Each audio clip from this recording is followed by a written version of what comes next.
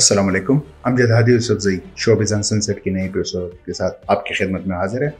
आज हम बात करेंगे पेशावर में सिनेमाघरों के हवाले से। सिनेमाघरों की हालत तो दिन ब दिन ख़राब होती जा रही है।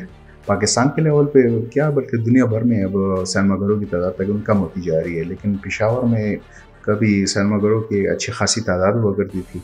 फ़िल्में भी उसमें लगती थी, लोग देखने भी जाते थे। लेकिन जब नई नई टेक्नोलॉजी आती रही है तो पेशावर में सिनेमाघरों की तादाद कम होती गई है।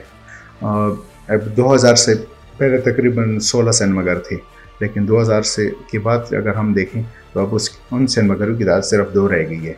2 नहीं बल्कि 2 या 3 सिनेमाघर रह गए हैं, जिसमें आईना, साबरीना और शमा सिनेमा है और तकरीबन मुनहदिम कर दी गई हैं। हालिया एक बरस में यानी 2025 में तकरीबन 3 अहम सिनेमाघर थे जो अब मुनहदिम हो चुके हैं, जिसमें अरशद सिनेमा, पिक्चर हाउस और नाज सिनेमा शामिल है।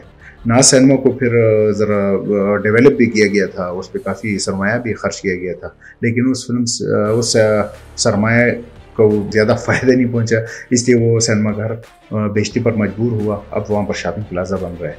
अरशद सिनेमा वो भी एक मरकज़ी सिनेमा था, वो भी ख़त्म हो गया। और आपकी इत्तला कि वो पश्तो फिल्मों के सुपरस्टार शाहिद खान, हिदायतकार अरशद खान और पश्तो फिल्मों के बानी फिल्मसाज लाला सरदार खान, ये उनका सिनेमाघर था और एक तारीख़ी हैसियत थी सिनेमा को हासिल थी। बल्कि मैं कहता हूँ कि पेशावर में जो सही एक स्क्रीन वाली थिएटर था तो वो यही था, जिसमें ज़्यादा तादाद में लोग आते थे और अच्छी अच्छी बड़ी बड़ी फिल्में लगती थी।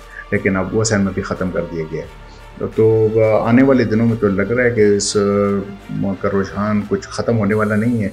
माजी में इशरत सिनेमा, मेट्रो, नॉवल्टी, तस्वीर महल, फलक सैर, कैपिटल, PAF, यानी ये बहुत ज़बरदस्त सिनेमाघर होते थे, लोग भी देखने जाते थे। लेकिन जब केबल आई, उससे पहले VCR, CD, DVD, और अब तो ये है कि जब से ये एंड्रॉयड मोबाइल आए तो उसकी वजह से मामला काफ़ी ख़राब हो गया। अब लोग सब कुछ इसी मोबाइल पे देख रहे हैं, अब कौन सिनेमाघर जाए फिल्में देखे।